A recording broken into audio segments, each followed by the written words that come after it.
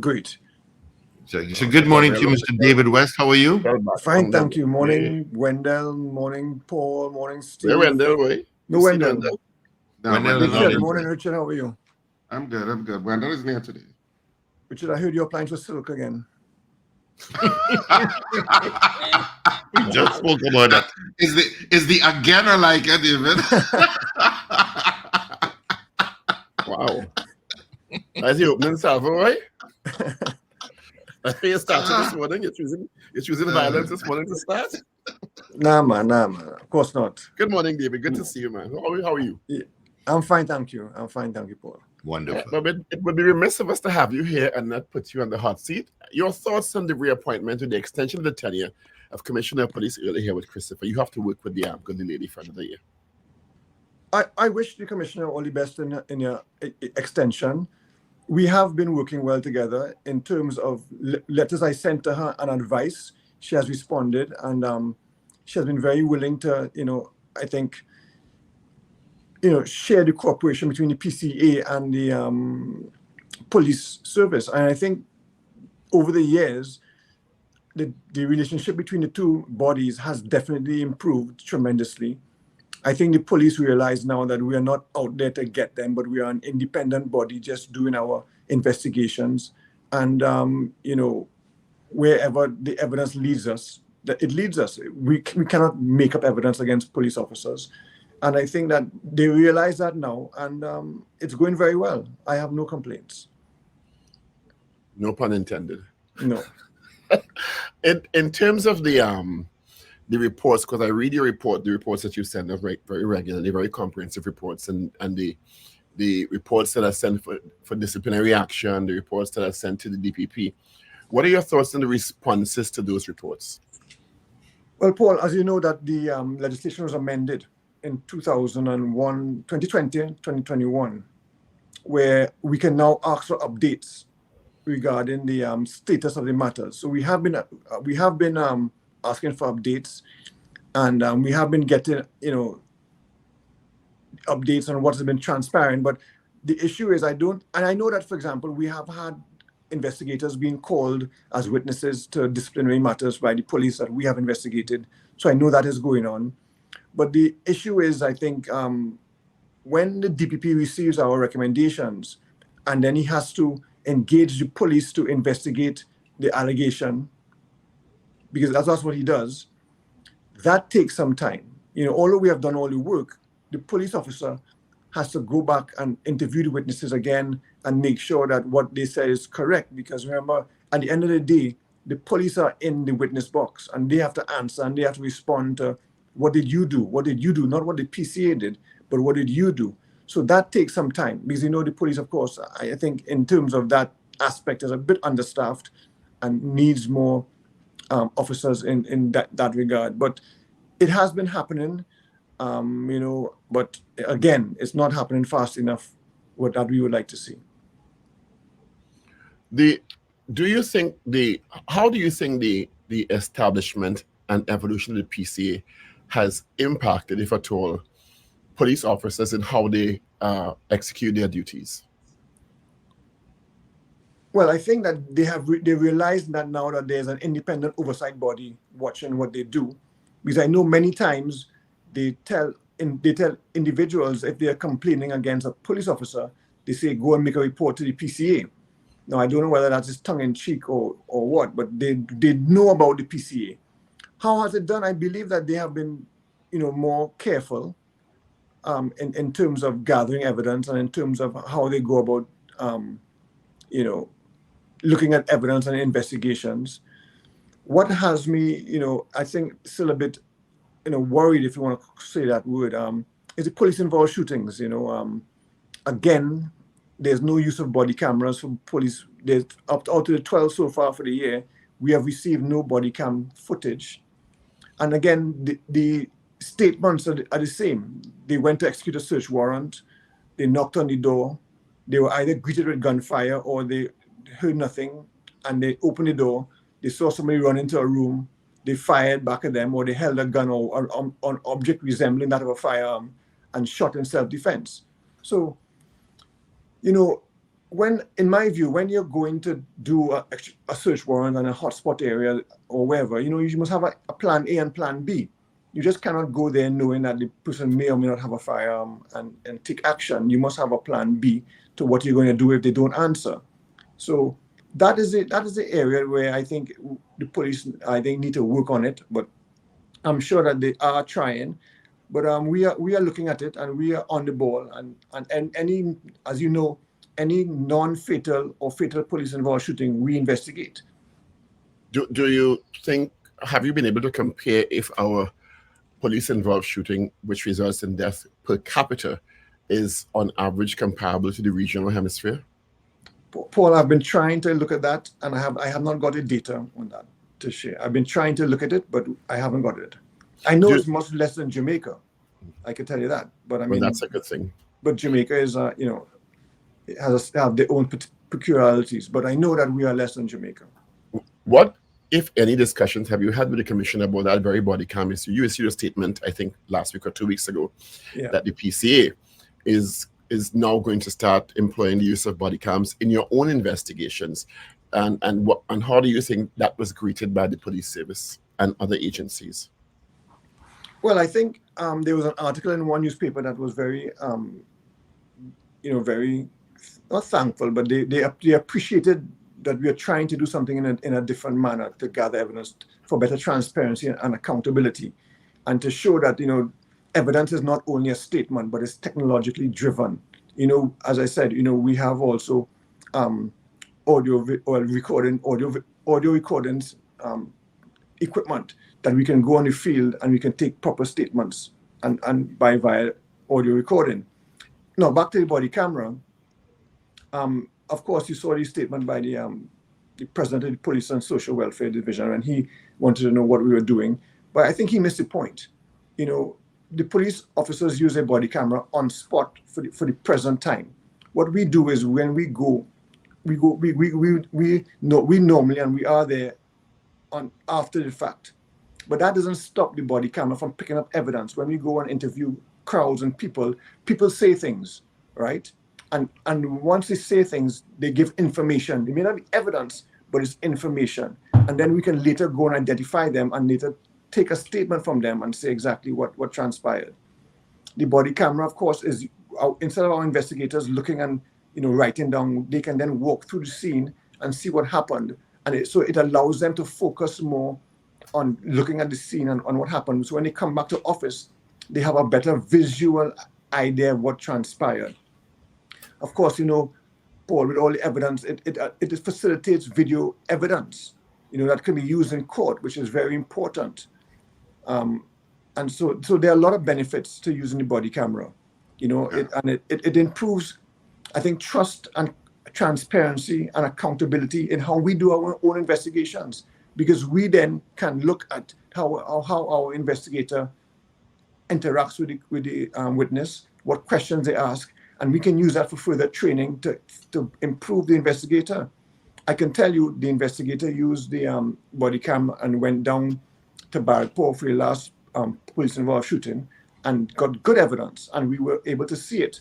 And what happened too, our body cams have internet, they have SIMs in them, so we can view it live, right? So we can actually see where he went and what transpired, and we can direct him to go to X or Y or ask A, B, or C question. So we are there on the ball, on him, showing what to do and asking questions and telling him what questions to ask. So we are on the spot and we are working. That's very interesting. You have described the scenario that I would imagine that the police service would be championing in terms of real-time connectivity to body cams in high-stakes involvement where the police are concerned. Could you give us a sense of how long it took you to procure these devices and train your officers to use them? Paul, if you remember, there was a crime convention held in the Hyatt. I think that must have been about in March or so. I met and interviewed with the persons with these body cameras. These are Halo body cameras. And I mean, when he spoke to me about the body cam, I realized that right away we can use them. And it took about 2 months, Paul. No, it wasn't long at all. We would admit that how long it took to be trained? I think that's one of the questions Paul wants to know. How long did it take to be trained? What training was over a day, if so much training. Nah, impossible. It's not hard to use a body cam. Impossible. I'm telling you. You tell lies. No, I don't. I'm being facetious. Yeah, no, it's a day. I mean, it's a body camera. One day? One day. No, your officer is too intelligent. No. It's less than a day. No, I can't believe that. No. Yeah. You know, David, let's say 3-5 years from now, what kind of powers you would want the PCA to have? Would you, for example, do you want PCA investigative officers or the police complaints authority to have powers of arrest, for example, that they can arrest and take the matter through the court system? What is the vision that you see in the next 3 to 5 years? Okay, first of all, let me say that the PCA is a civilian oversight body, right? That is how the act was made up. If you want to go to further powers, then you're looking at a different model, all right? You're looking at a model where civilians can arrest police officers, civilians can charge police officers, and civilians can go ahead and prosecute police officers, all right? So it's a whole new dynamic. And, I don't want to, sensationalize or what powers I want and this and that. But I mean, I just want to let you know and let the public know that it will be a different discussion. It's really for the politicians to decide this is where the PCA is at and where do they want to see it going, because but in a broad and general sense, there are options available because there are models that exist around the world. One, you've been on record as saying that you would prefer the legislation be expanded to include some independent investigative powers. And also, I think there's an option in a jurisdiction I read where a similar organization or entity had, upon authorization from their version of the DPP, fiat to do prosecutions. Right. With the authorization of the office of the DPP in particular cases. Is that, yeah. Am I getting it right? Yeah, that's correct. And that is what we've been looking at. I mean, we have spoken with the DPP already, and the fiat, I guess, it would be granted because normally fiats are granted, but it has to be done in a limited case. We are looking at summary matters only, to get accustomed and to build capacity within the PCA to be able to prosecute matters. So that is something that we have been looking at. Why is that important? Because it's a summary matter, it could be done quickly. Instead of it going back to the police to investigate, which will take more than 6 months, we can do the investigation and we can do the prosecution once the DPP agrees with it, with the fiat, and it'll be quicker. And it will also allow people to understand that, hey, we can do it. I mean, there are other bodies that prosecute also in Trinidad besides the police, Custom does it also, etc. So, I'm saying that we can eventually, in time, that would be something that we can look forward to. And just for the purposes of the audience, those summary matters involve what kinds of matters? Assault, simple assault cases, breach of the peace, etc. Those simple matters. That don't harassment by police officers. They're not intense court involved intense matters. No, they're not complex matters. Yeah. The act also, in terms of its evolution, what do you think you indicate you don't want to be dragged into a discussion about what should and shouldn't, but I mean, in terms of where you see the priorities lie in evolving the Police Complaints Authority Act to make you more efficient, given your experiences between yourself and your predecessor, what do you think the main point of focus should be in terms of the legislative amendment? Well, Paul, if you look at the act is quite comprehensive in itself, and it's quite good. Actually, it's excellent. It's an excellent piece of legislation, and I must say it was. If you look at the Hansard, it was done by the PNM and was supported by the UNC with Basil Pandey supporting, which was, they understood what had to happen. The main area for legislation,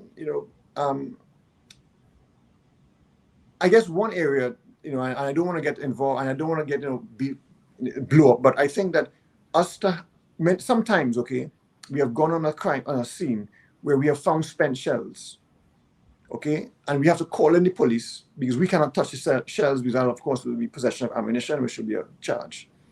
We have to call the police in to come and collect the shells, which they do, very rapidly, and I'm very grateful to the cooperation we have. But I think if we could handle, or we could secure scenes, or we could secure ammunition, secure dangerous drugs maybe, or something like that, or secure those kind of items of evidence will be a good step, because we find these pieces of evidence at the scenes that the police sometimes miss. All right, and that will assist, I think, everybody getting all the evidence to bring a matter to trial and justice properly.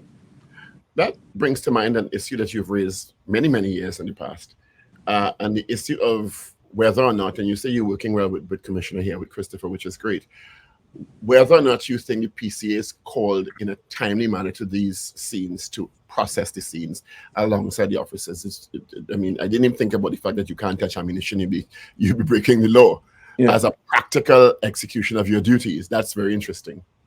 Well, unfortunately, we're not called to these scenes. We hear it from the media, and I want to thank the media very much for alerting us. Whenever there's a police shooting or anything like that, I get a call from the media, a media house. And is it that the police should be calling you? Because it's very strange to me that you are the constitutional body, the Police Complaints Authority, are supposed to be working alongside to ensure transparency and accountability.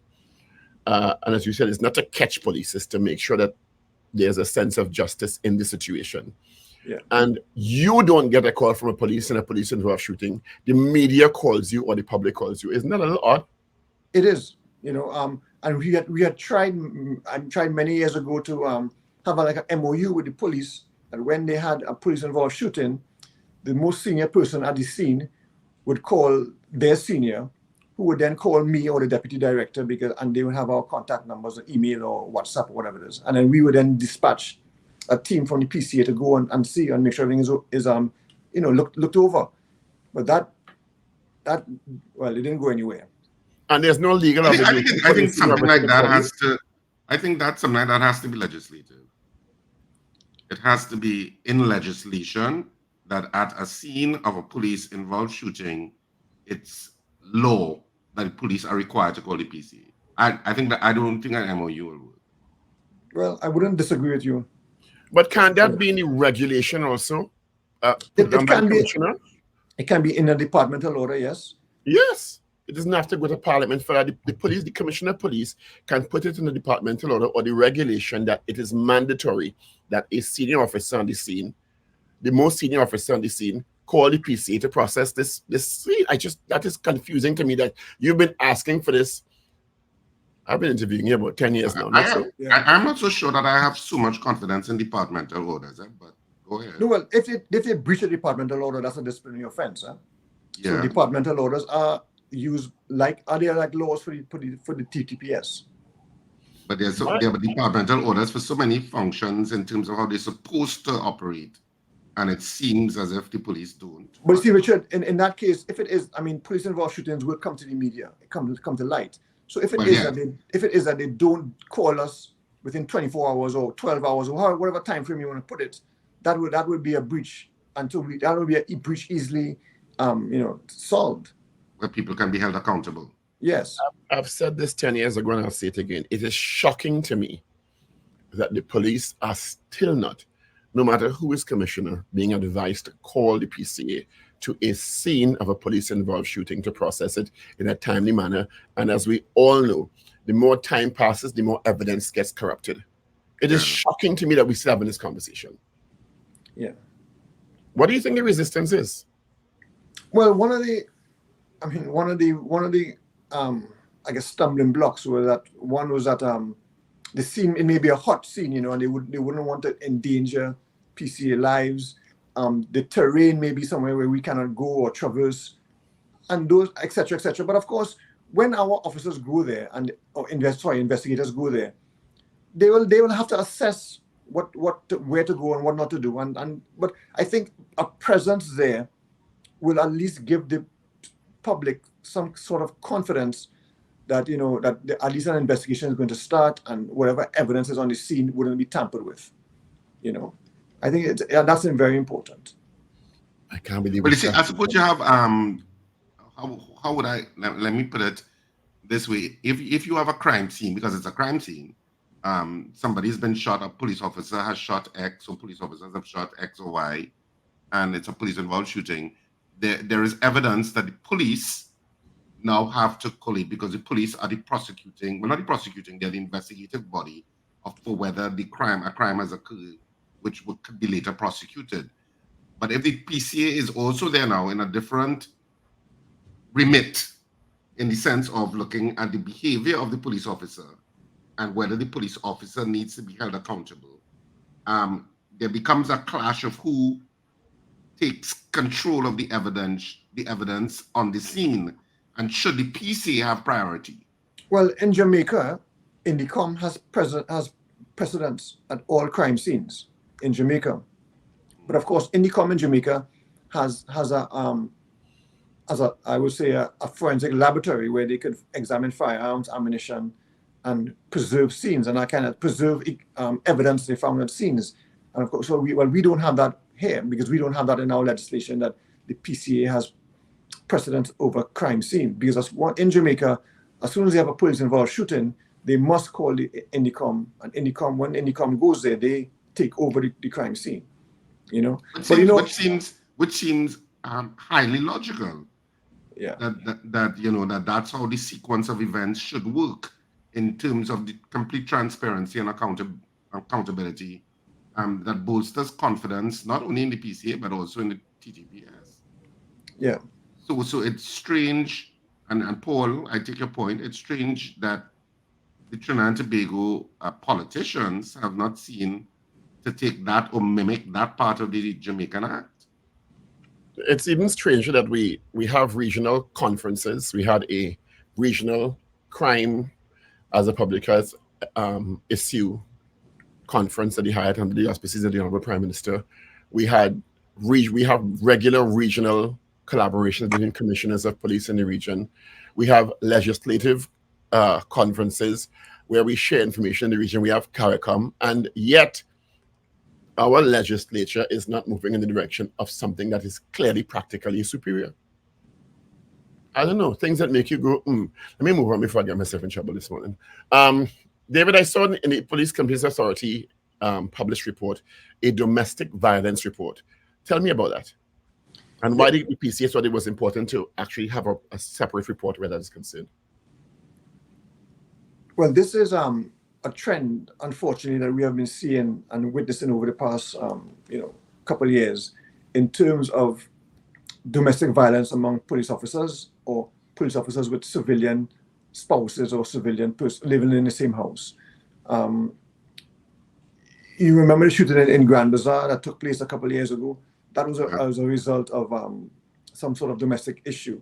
So this has been happening. I mean, we've been seeing it happening often. So we thought we should bring it to light, because many times police officers should also have some kind of mental health training, or somewhere they can go and they can get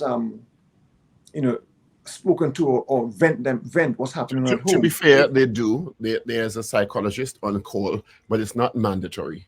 Right, but the point is I'm trying to make is that domestic violence, we've been seeing an increase within the police service in recent years. So we thought we should highlight it and make it known. And because there was a lot of talk about keep and carry home weapons and that kind of stuff like that, when throughout because of the crime situation, and police officers wanted to be secure, which of course they have every right to be.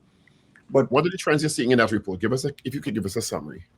All I can say is that it's increasing. I haven't looked at it in a bit, but I mean, I know those domestic violence actions or matters have increased over the years. And these are reports against officers by their spouses?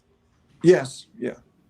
And it's on the increase. Have you had conversations with the commissioner about it? Because to me, that may speak to a deeper issue of the stresses that are associated with being an officer, because it is a high-stress job. Yes, it does. And the need for some sort of intervention mechanism for officers to be debriefed regularly who may be having those challenges. Yeah, no, I haven't spoken with the commissioner about this particular issue per se, but that would be something that that I will take on board to have a conversation with her about. Do you think the legislation of the PCA should be expanded past police officers to prisons, Coast Guard? Why you laughing? You want to kill me, Paul? I mean, geez. Not at all. I would never do that. That's a suggestion. Um, But as a practical oversight body. Well, again, Jamaica's INDICOM looks over the defense force and the defense forces. So there is precedent for it in the region that, that an oversight body looks at that oversight also. I mean, people have been, also talking about oversight over customs, immigration, these sorts of bodies, the defense force. So there would be some merit in that call, but that would not be my my call. You could make the suggestions. Yeah.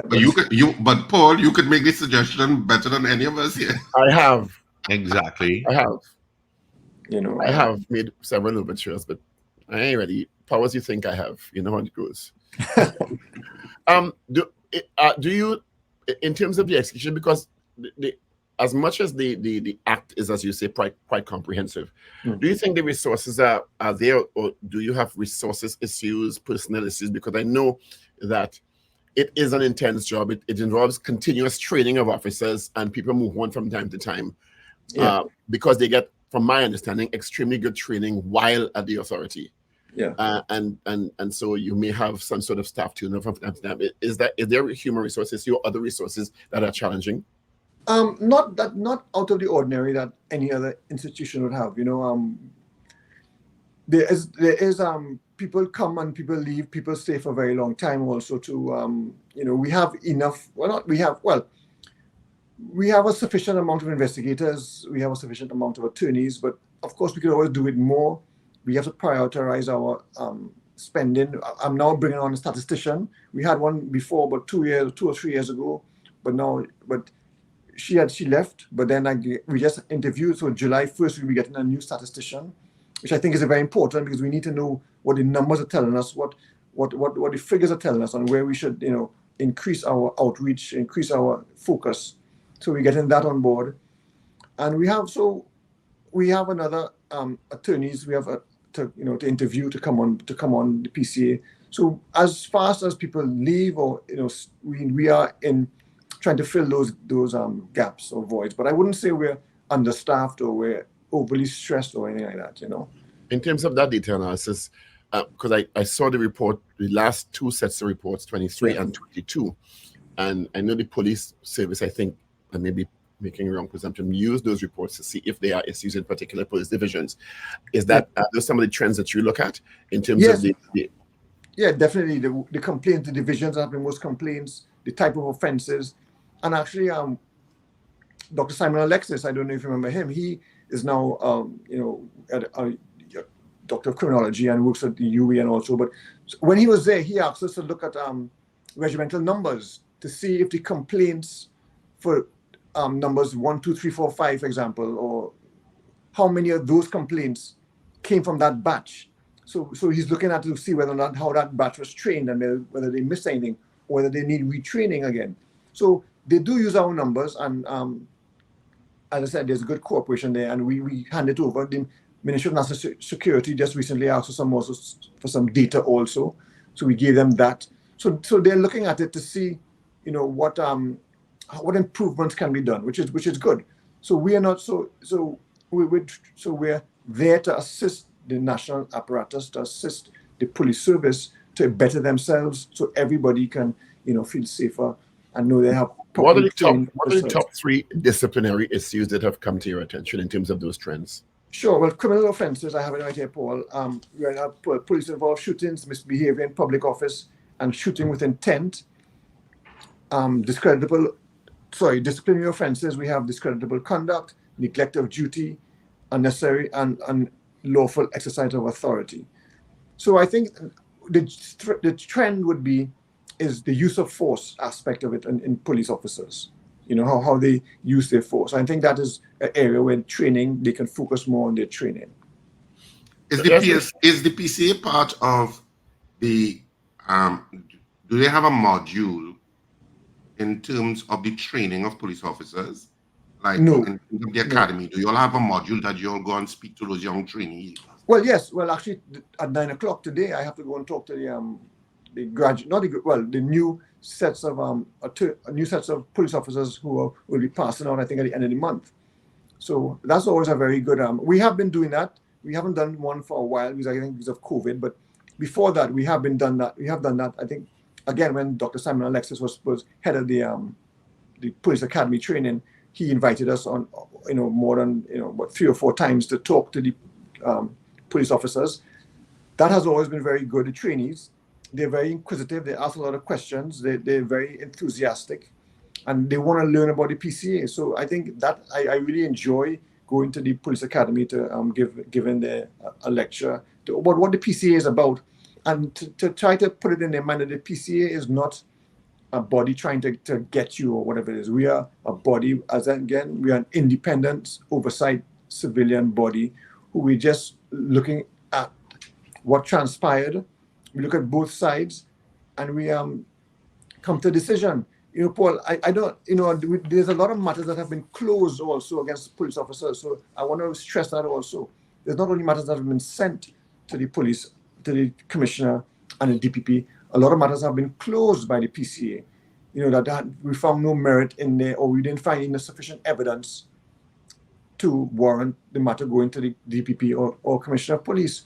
So the police have to realize that too. So it's a very fair and just system. And it's not okay. only... In terms of that, David, though, you brought that up. What is the percentile difference? Is it more of a percentage that you close, or more of a percentage that you recommend for further prosecution? Because that would be kind of indicative of where the TTPS is at.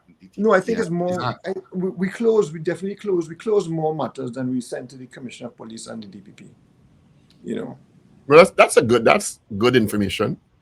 Yes, and not only that, but you see, people must understand that once they do an investigation, okay, the legal department looks at the evidence, and the legal department then makes a recommendation or gives it the authority, that's the deputy, that's Michelle, Solomon Bash, and myself, to look at the matter again. So it goes through 2 phases of I guess deciding on the matter. The legal department looks at it first of all, and then the authority gives the final decision.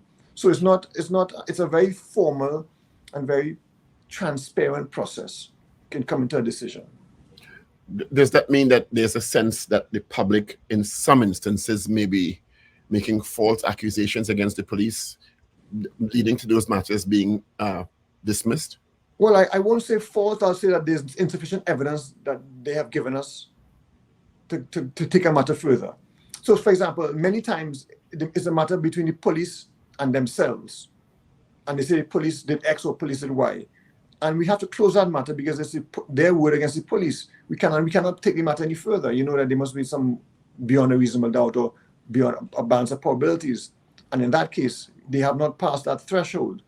So therefore, because there's no evidence to corroborate what the person said, so we cannot take the matter any further. So there are a lot of matters like that we have to close, and also many times also when the officer and the complainant they see each other somewhere, and they discuss their differences or grievances, and they close the matter and they say, well, we spoke about it, and I cool right now, I'm good, and they close the matter. So a lot of that happens also.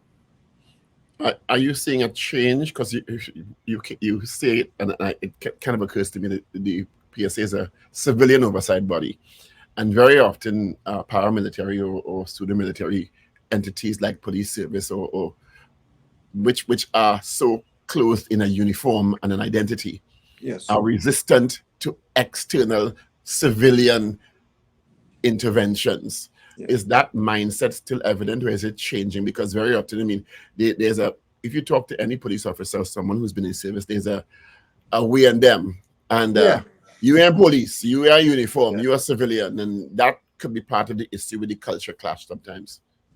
Paul, I would say that culture regarding the PCA has changed. I mean, you do get pockets of resistance. Sometimes when you go to serve a letter, they say, oh no, serve it on that has to go to the commissioner's office, which is not right. So you do get those individual officers who are doing the wrong thing, but the majority, Paul, I'm saying this, most sincerely, the majority of police officers now understand the role of the PCA and will facilitate the PCA when we go to the police stations. Quite interesting.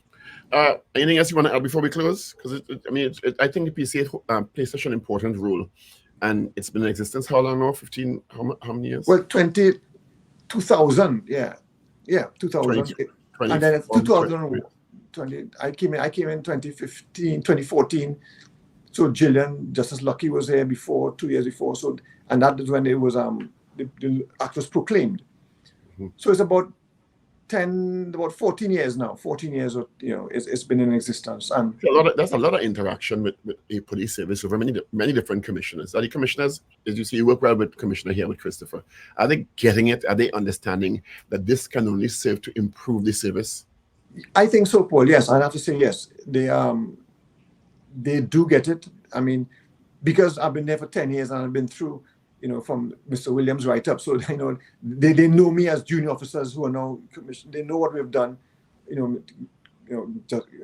Jacob, and those. So, yes, Paul, I would say that, the police have it's a better relationship. They understand what we're doing. And I think once they understand what we're doing, they embrace us and they encourage us. There are some pockets of officers that still don't want to cooperate, but we find ways around them.